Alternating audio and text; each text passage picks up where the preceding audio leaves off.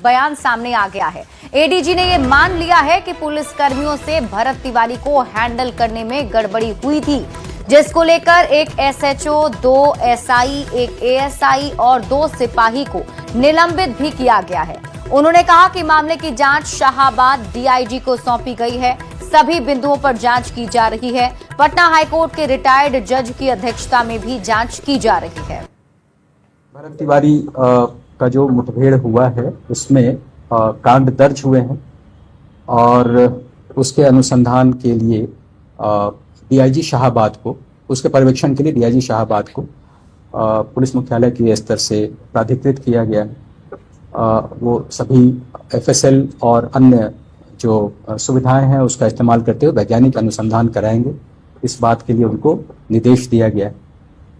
इससे रिलेटेड आपको एक और जानकारी होगी कि इस मामले में हाईकोर्ट के रिटायर्ड जस्टिस की अध्यक्षता में एक न्यायिक जांच आयोग का भी गठन किया गया है, जिसका उद्देश्य है कि इस मामले में निष्पक्ष और पारदर्शी तरीके से जांच हो।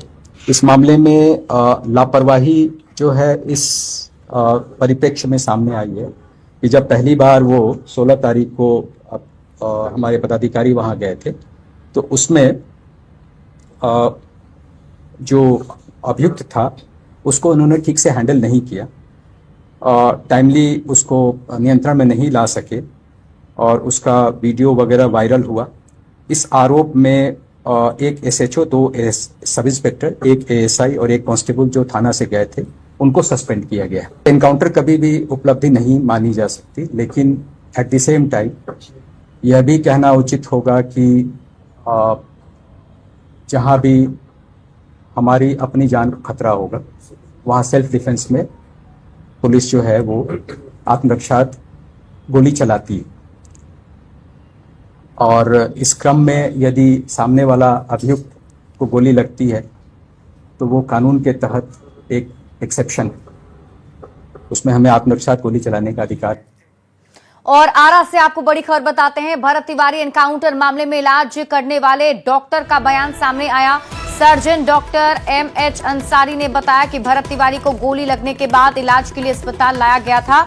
जांच के दौरान उनके शरीर के पैर और निचले हिस्से में गोली लगने के निशान पाए गए थे। डॉक्टर के मुताबिक जब अस्पताल में उनकी जांच की गई तो उनका ब्लड प्रेशर और पल्स काफी कम था और उनकी हालत बेहद गंभीर बनी हुई थी। डॉक्टर अंसारी ने बताया कि भरत तिवारी की नाजुक हालत को देखते हुए प्राथमिक उपचार के बाद उन्हें बेहतर इलाज के लिए पटना रेफर किया गया था। उन्होंने ये भी कहा कि शरीर में 4 से 5 गोलियां लगी थी और सभी गोलियां पैर और निचले हिस्से में ही लगी थी। गौरतलब है कि भरत तिवारी की मौत के बाद से एनकाउंटर को लेकर सवाल उठ रहे हैं। परिजनों का आरोप है कि यह फर्जी एनकाउंटर था, जबकि पुलिस अपनी कार्रवाई को सही बता रही है। उनके नीचे वाले हिस्से में गोली लगा हुआ था। हम लोगों के पास जब आया तो उसका पल्स वगैरह बहुत ही नहीं, शॉक में था मरीज, बचने के हालत में नहीं था। बड़ी मुश्किल से हम लोग उसको जो है रिसाइसेट किए हैं। उसके बाद उसके कंडीशन थोड़ा सा इम्प्रूव हुआ है, ब्लड प्रेशर वगैरह मतलब मिलने लगा है। और ये एक्चुअली अंदर वास्कुलर इंजरी है, मेजर ब्लड वेसल्स की इंजरी है अंदर में, जिसके वजह से मरीज जो है शॉक में चला गया और इसको मतलब यहाँ हैंडल करना मुश्किल था, हायर सेंटर पर इसीलिए भेजा गया है।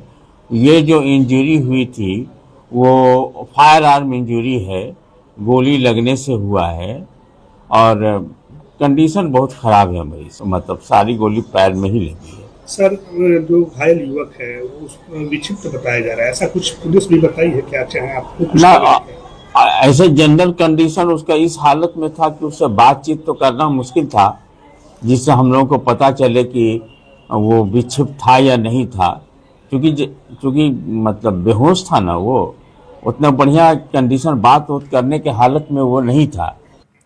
भोजपुरी फिल्म स्टार खेसारी लाल यादव भोजपुर जिले के शाहपुर थाना क्षेत्र के बिलौटी गांव पहुंचे, जहां उन्होंने पुलिस एनकाउंटर में मारे गए युवक भरत तिवारी के परिजनों से मुलाकात की। अचानक गांव पहुंचे खेसारी लाल ने पीड़ित माता पिता और परिवार से पूरी घटना की जानकारी ली। उन्हें ढांढस बंधाते हुए 1 लाख रुपए की आर्थिक मदद भी दी।